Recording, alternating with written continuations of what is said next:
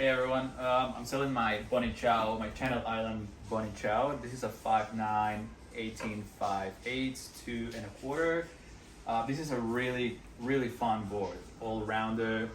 I've served it a few times. There's no dings, usual compression marks.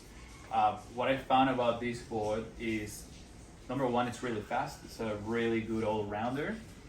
And number two, because of the tail, like the width of the tail, it's really good to practice airs. So if it helped me a lot to improve my air game. Not that I'm a pro, but definitely I'm landing airs now after surfing this board for a while. I'm including the large fins. Those are the ones that I like. This is in a future system. So yeah, I'm selling it for really cheap. I buy all my boards from onboard store in Byron Bay. So you can see here, you can call them.